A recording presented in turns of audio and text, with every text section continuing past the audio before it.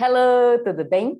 Já aconteceu com você de você estar numa reunião, num call, numa apresentação, num treinamento em inglês, lendo um e-mail, um relatório, um artigo, onde você sabe, né, conhece todas as palavras que estão lá separadamente, individualmente, mas quando colocadas juntas, naquela ordem, naquele contexto, não fazem sentido algum?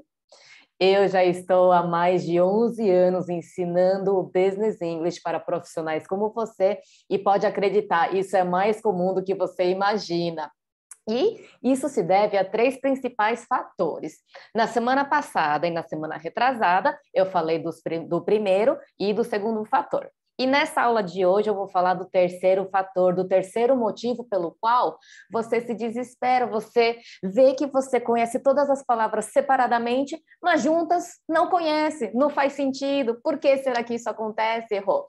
E isso acontece, o terceiro motivo é por quê? Porque se trata de uma expressão, ok? E assim como no português, em inglês, em outros idiomas também, é muito usado, a gente conversa, a gente fala usando muitas expressões, tá bom? No português também tem várias expressões que se você interpretar o pé da letra, analisar as palavras separadamente, não faz sentido, né? Então, por exemplo, tira o cavalinho da chuva, né?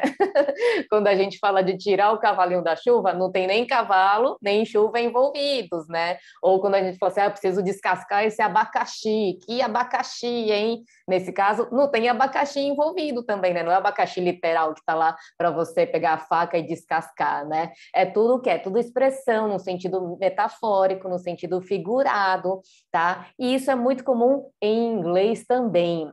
E hoje eu vou trazer algumas expressões que são bem comuns no Business English, que é muito importante você entender o seu sentido. Para quê? Para justamente não ficar boiando quando você estiver conversando com algum colega estrangeiro, negociando com um cliente, um fornecedor estrangeiro, quando estiver numa reunião, quando estiver num call, fazendo um treinamento, lendo algum e-mail que a outra pessoa escreveu.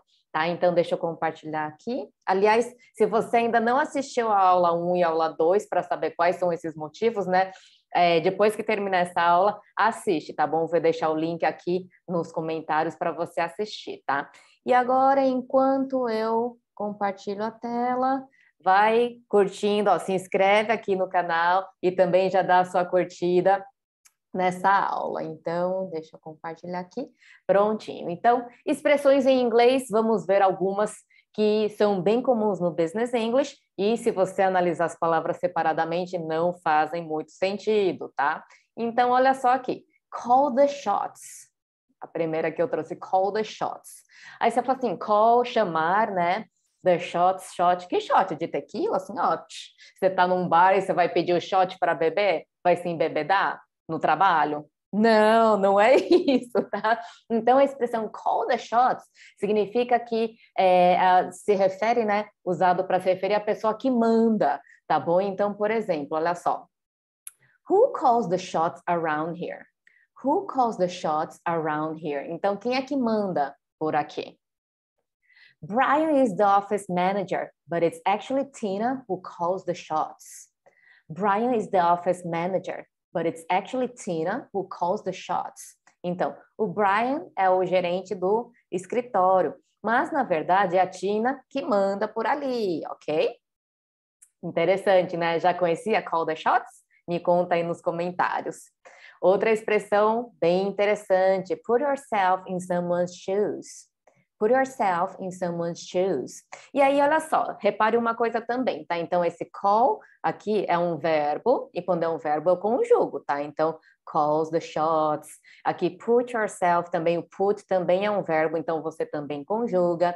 Yourself aqui você pode trocar pela pessoa que você está se referindo, tá bom? Mas put yourself in someone's shoes, aí você fala assim, se coloque no sapato de alguém, vou calçar o sapato de alguém, vou pegar lá, ó, tira o sapato, deixa eu pôr seu sapato, literalmente. Não, não é assim que funciona, tá? Não vai pedir para usar o sapato de ninguém, tá? Essa expressão também metafórica, né? Se refere ao quê? É equivalente ao nosso se coloca no lugar de alguém, tá bom? E aí você vê que em inglês, em vez do lugar, a gente usa shoes, os sapatos, que se você for pensar é uma expressão bem interessante mesmo, né? Porque se você entrar nos sapatos, calçar o sapato da outra pessoa, você sabe onde é que aperta, tal, né? Então, é bem interessante essa expressão também, tá? E aí, lembra, né? Então, aqui o yourself você pode trocar também, tá? Pela pessoa a qual você se refere. Então, por exemplo, the secret to preparing a winning CV is to put yourself in the recruiter's shoes. The secret to preparing a winning CV is to put yourself in the recruiter's shoes.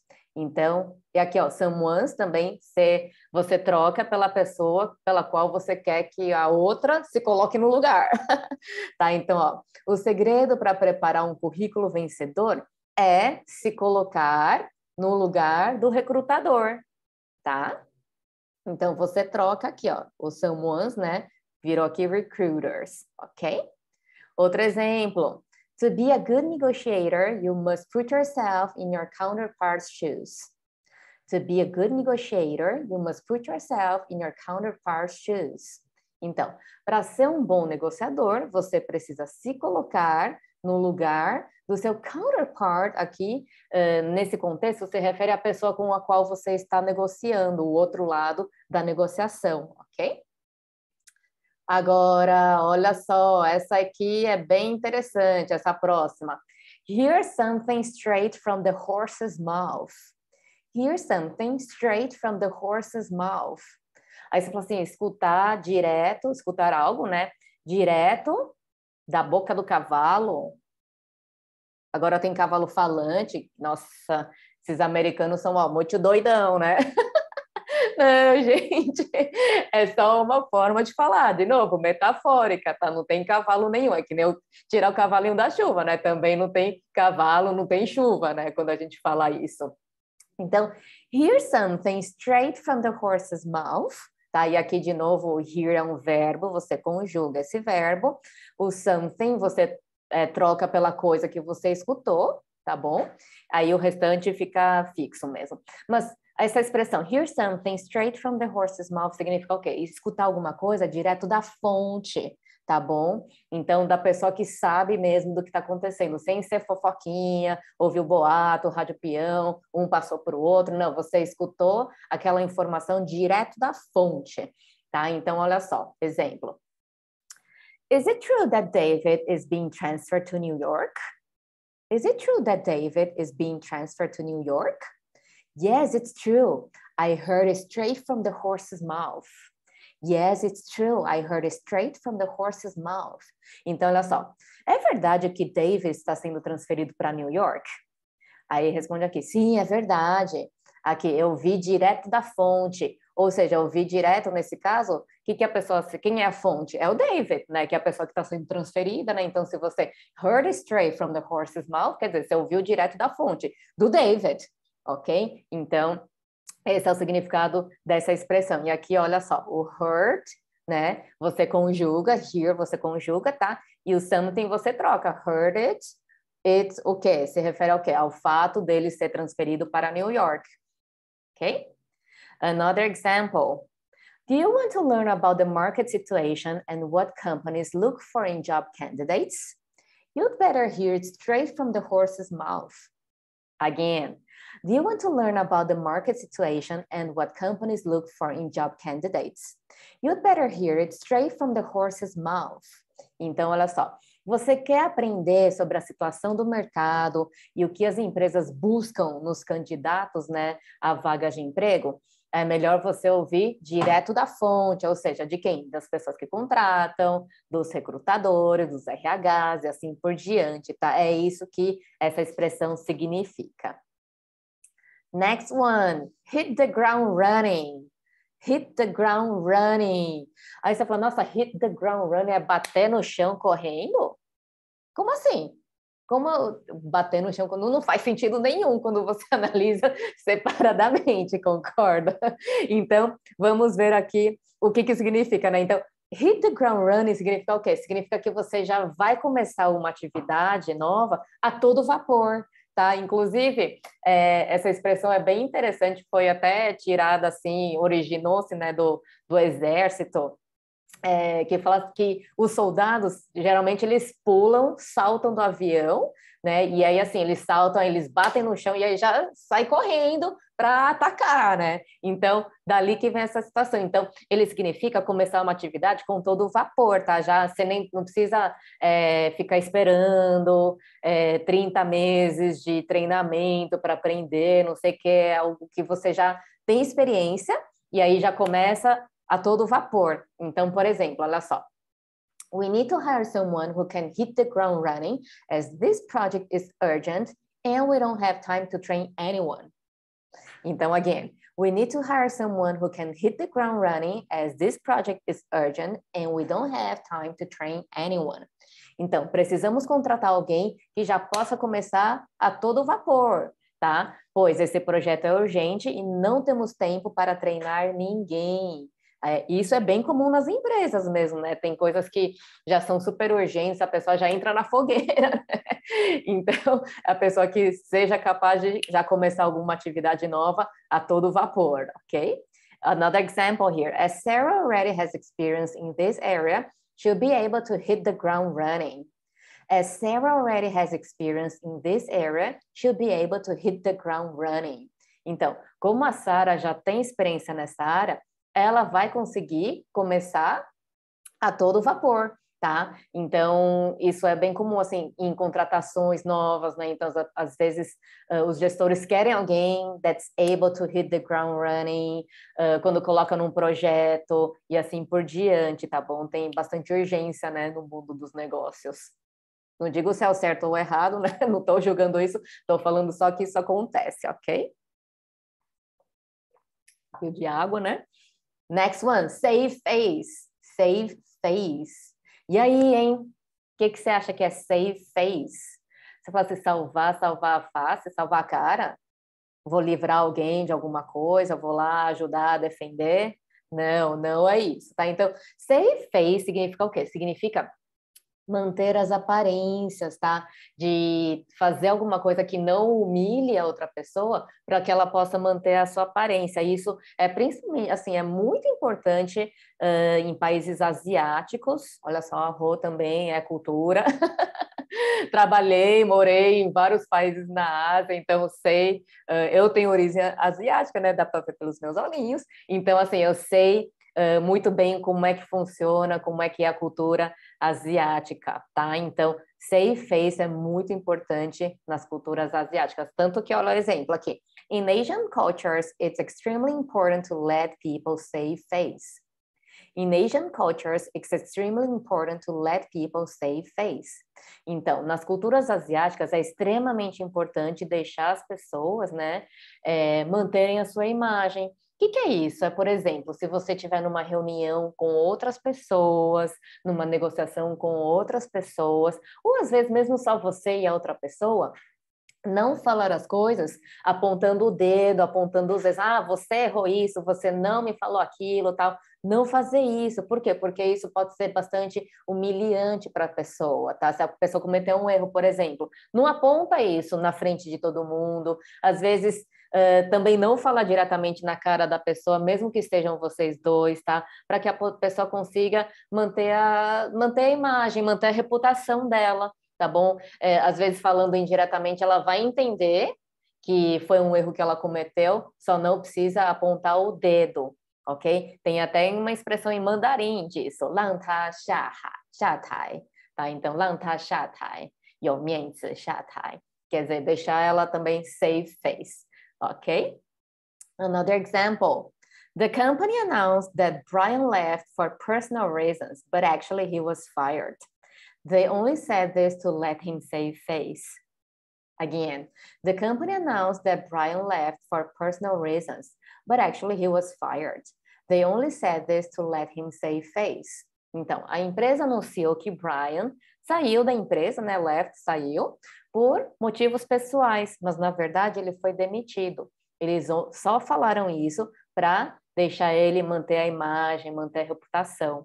ok? E isso é bem comum mesmo, né? Muitas vezes a pessoa é demitida, mas a empresa, quando ela anuncia para o mercado, quando anuncia, faz o anúncio para o restante da empresa, né? Ela fala, fulano deixou a empresa por motivos pessoais, papapá, mas às vezes é que a pessoa foi demitida mesmo, ok?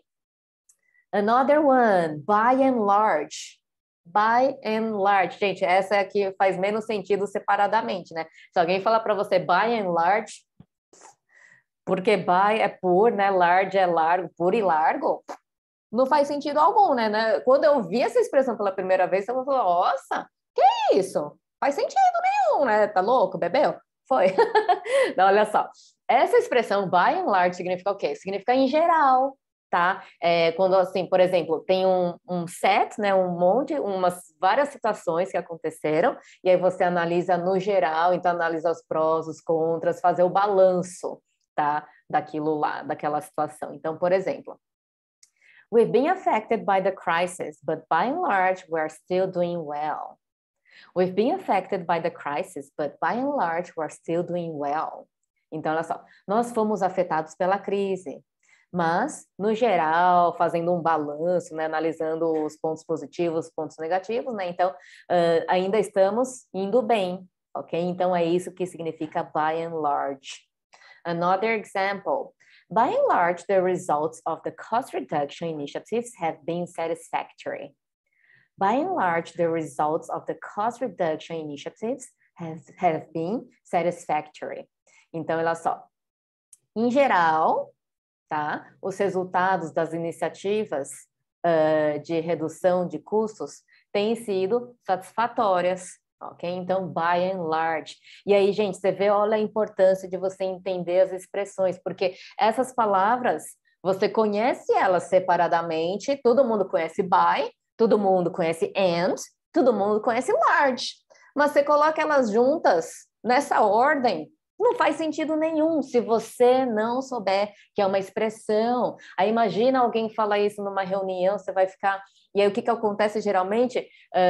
Que quando você escuta alguma coisa que você não entendeu, que não faz sentido, tem muita gente que faz isso. Ela começa a devagar, começa, nossa, by and large, começa a pensar aqui no cérebro. E aí nisso, ela já nem está mais prestando atenção no resto do que a pessoa está falando, do que outra pessoa está falando, e já se perdeu, já perdeu todo o fio da meada, tá? Então é muito importante conhecer essas expressões, tanto que com essa expressão mesmo, by and large, teve inclusive uma assinante da nossa plataforma Business Fluency, que é a única plataforma de autoestudo totalmente focada em Business English. Ela até comentou comigo que num dia ela aprendeu essa expressão na plataforma by and large, e no dia seguinte o Roberto Campos, presidente do Bacen aqui do Brasil, estava fazendo uma apresentação em inglês para investidores estrangeiros. Ela estava assistindo essa apresentação e ele usou by and large, e ela até me escreveu assim, oh, meu Deus do céu, você tem bola de cristal, né?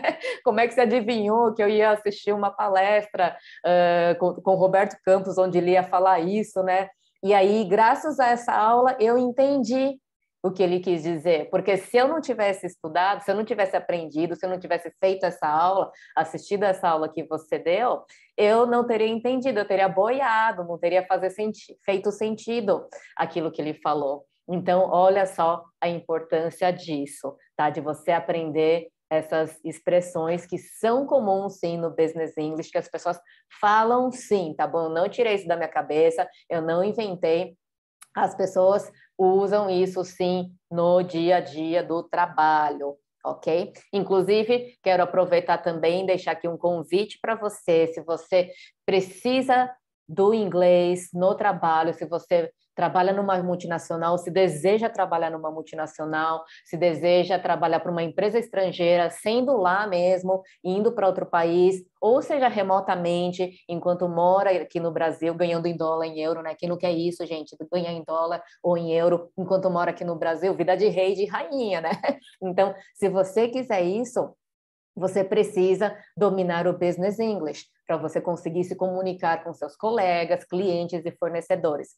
E daqui a algumas semanas eu farei a maratona Business English, gente. São 3 aulas onde eu vou trazer muito conteúdo, eu vou me aprofundar mais ainda, vou trazer mais conteúdo do que isso que você está vendo para você, e também vou trazer técnicas, tá? Para você incorporar na sua jornada de aprendizado do inglês, para você conseguir dominar o Business English e conquistar a carreira dos seus sonhos, seja qual essa carreira for, ok? Então, vou deixar aqui também o link para inscrição para a maratona, tá? Lembra, ela é grátis e online, então inscreva-se agora mesmo, tá? Vou deixar o link aqui nos comentários dessa aula, tá bom? E nesse link também tem todos os detalhes das datas, horários, aí você já salva na agenda para não perder nadinha, ok? E já adianto, hein? A maratona é bem intensa, por isso que eu chamo de maratona, né? Senão seria um sprintzinho, né? Só... Então, é bem intensa, vem preparado, traz também caneta, papel, caderno para você anotar, que vai ter muita coisa,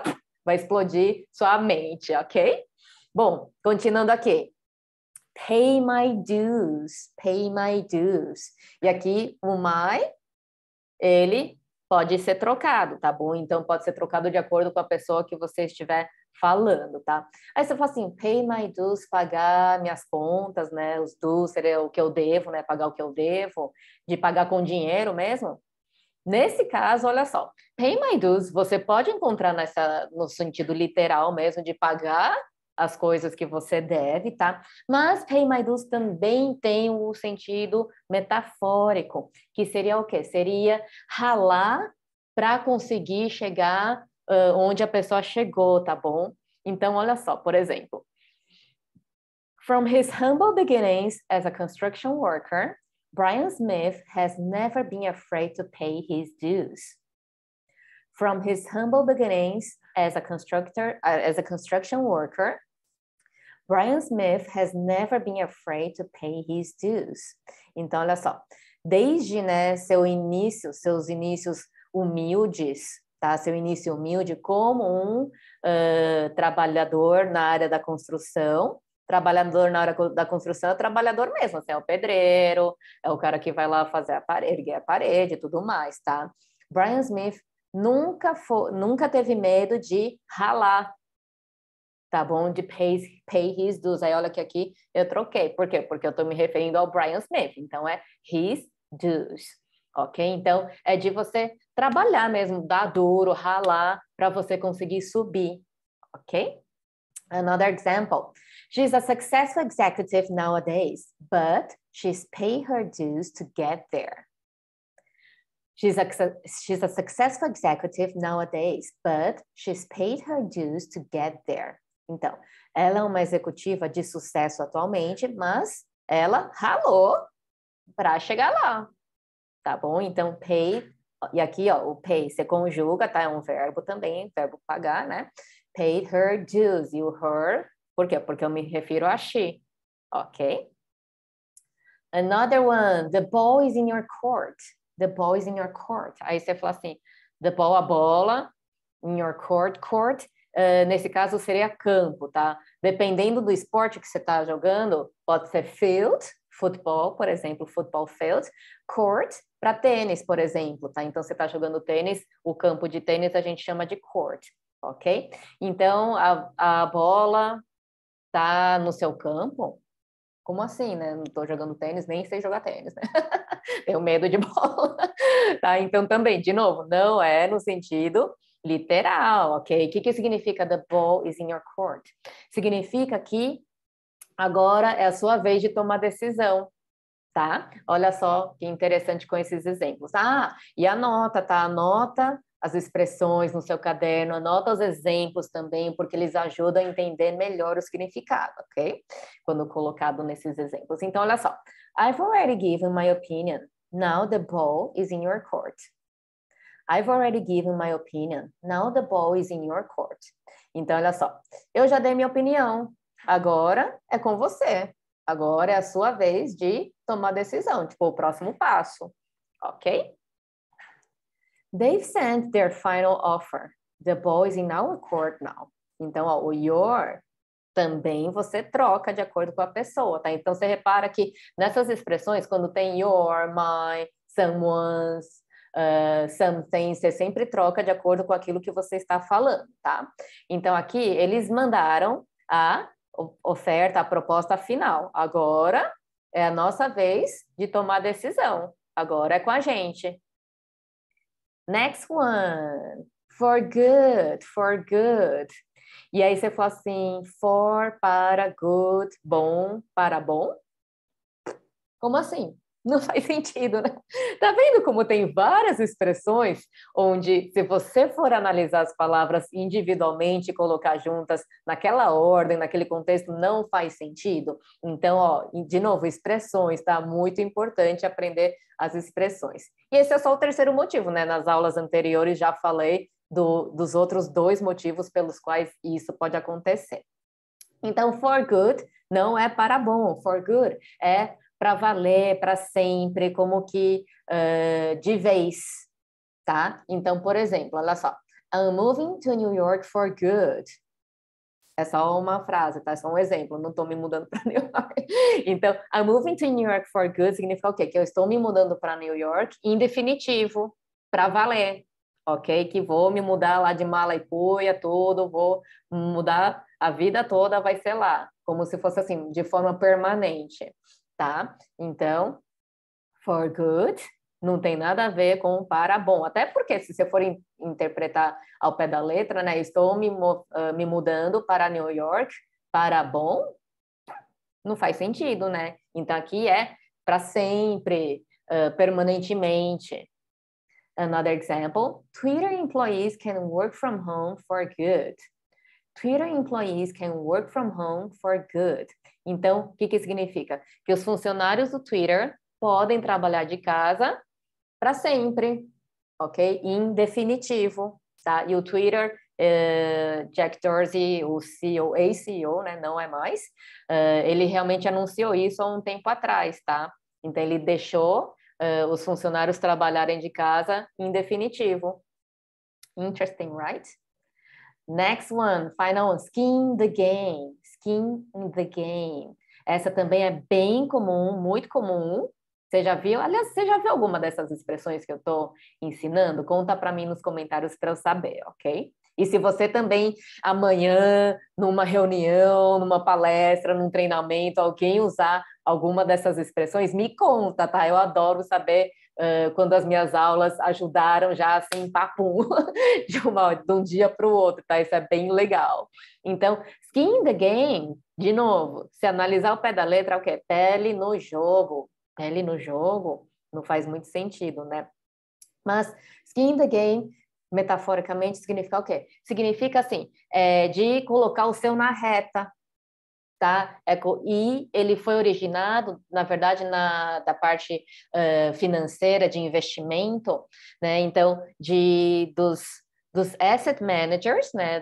Das empresas que gerenciam os fundos, por exemplo, de colocarem o próprio dinheiro no fundo também, né? Porque mostra que a pessoa acredita, então ela coloca o seu dinheiro na reta também. Não é só ficar investindo o dinheiro dos clientes, né? Ela põe o seu também. Tá, então, originou-se de lá, mas é usado para outras situações também, atualmente. Então, olha só, por exemplo, Elon Musk puts more skin in the game as he purchases $20 billion worth of Tesla shares. Elon Musk puts more skin in the game as he purchases $20 billion worth of Tesla shares. Então, olha só, Elon Musk, ele põe mais o céu na reta, tá? Ele já está super comprometido com a empresa, então ele mostra que está mais comprometido ainda, conforme ele compra 20 bilhões, o valor, né, de 20 bilhões de ações da Tesla. Ok? Então, é isso, skin in the game. Você acredita naquilo que você vende e você compra, você põe o seu na reta, você põe o dinheiro também lá para provar que você acredita. E aqui, outro exemplo, angel investors prefer founders who have skin in the game. Angel investors prefer founders who have skin in the game. Então, os investidores anjos preferem fundadores que têm skin in the game, que têm o seu na reta também, ou seja, fundadores que eles também colocam o próprio dinheiro na empresa que eles fundaram, tá? E eu já trabalhei com o investimento anjo, já fiz parte de uma uma instituição, de um grupo, né, de investidor anjo, e isso é verdade, né? Por quê? Porque dá mais credibilidade, porque vem o fundador de uma empresa, de uma startup, vem pedir dinheiro. Aí você fala, legal, interessante, quanto que você colocou do seu bolso? A pessoa, não coloquei nada, eu quero dinheiro dos outros para arriscar, porque é fácil você queimar o dinheiro dos outros, né? É fácil você arriscar o dinheiro alheio, né? Mas e o seu? Né? Então, se a pessoa já pensa, não, eu já investi 100 mil do meu próprio bolso, tal, já cresceu a empresa, agora eu preciso de mais 500 mil para continuar crescendo, aí dá mais credibilidade, porque a pessoa também pôs o dela na reta, tá? Não é que, eu vou torrar o dinheiro alheio e beleza, tá bom? Então, é isso, é esse o sentido de skin in the game, alright? Bom, então, essas foram as expressões que eu quis trazer para você.